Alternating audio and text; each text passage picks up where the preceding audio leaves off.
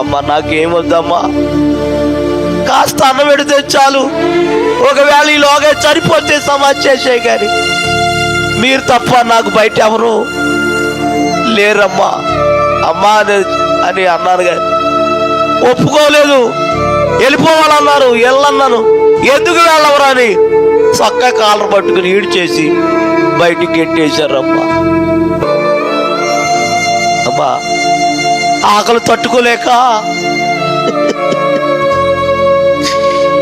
నేడుమర్రు, మందలపర్రు, బోన్పల్లి, గనపారు, పెప్పరి, పెంటపాడు, ముదురుడుపాడు, తాడేపిల్లిగూడు ఒకే జతపట్ల మీద 3 సంవత్సరాలు ఇన్నట్టుకుని అడుక్కున్నానమ్మ నేను.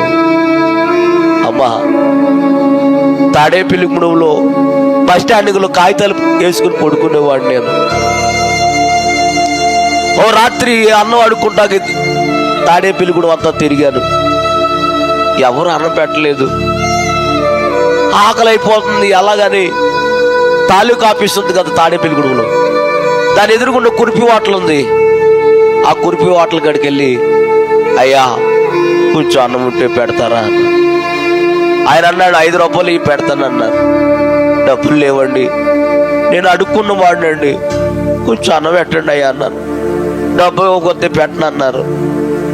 సర్లే బయటకు వచ్చి వెళ్ళేవాళ్ళు వచ్చేవాళ్ళు, బాబు 1 రూపాయి ఉన్నాయా, అన్నం కొనుక్కుంటావు 1 రూపాయి ఇవ్వమంటే ఎవరు ఇవ్వలేదమ్మా.